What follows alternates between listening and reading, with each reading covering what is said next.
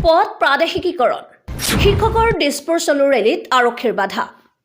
পথ প্ৰাদেশিকীকৰণৰ দাবীৰে আজি মহানগৰীৰ ছচলস্থিত ধৰ্ণাস্থলীৰ পৰা দিছপুৰ চলো কাৰ্যসূচী ৰূপায়ণ কৰে সদৌ অসম অপ্ৰাদেশিকৃত শিক্ষক সন্থাই শিক্ষকে দাবী সম্বলিত প্লে কাৰ্ড হাতে হাতে লৈ ছচলৰ পৰা দিছপুৰ অভিমুখে ৰাওনা হয় কিন্তু ছচলস্থিত নিৰ্ধাৰিত ধৰ্ণাস্থলীতে তেওঁলোকক আবদ্ধ কৰি ৰাখে আৰক্ষী নিৰাপত্তাৰক্ষীয়ে যাৰ বাবে প্ৰতিবাদী শিক্ষকসকলে ৰাইজ চৰকাৰ হাই হাই আমাৰ দাবী ন্যায় দাবী আদি শ্লোগানেৰে সমগ্ৰ অঞ্চলটোৰ আকাশ বতাহ কঁপাই তোলে উল্লেখ্য যে বিধানসভা অধিৱেশনৰ প্ৰথম দিনটোৰ পৰাই সংস্থাটোৱে ছচলত প্ৰতিবাদ সাব্যস্ত কৰি আহিছে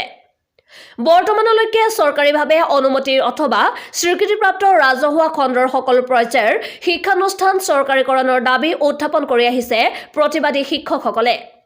এক বিবৃতিত সংস্থাৰ সম্পাদকদ্বয় হৰমোহন বৰা আৰু পঞ্চম কুমাৰ মিলিয়ে কয় যে বৰ্তমান পথ প্ৰাদেশিকৰণৰ আইনৰ বিভিন্ন ধাৰা উপধাৰাৰ বাবে প্ৰাথমিক পৰ্যায়ৰ পৰা মহাবিদ্যালয় পৰ্যায়লৈ 2006 শিক্ষানুষ্ঠান নিয়মীয়াকৰণৰ পৰা বঞ্চিত হৈছে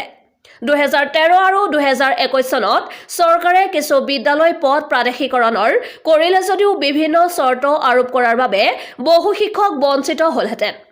সেয়েহে আখোৱাসমূহ দূৰ কৰি সকলো পৰ্যায়ৰ বিদ্যালয় আৰু বাদ পৰা শিক্ষক কৰ্মচাৰীসকলক সামৰি ল'বলৈ আইনগত সংশোধন কৰি ন্যায় প্ৰদান কৰিবলৈ দাবী উত্থাপন কৰিছে সংস্থাই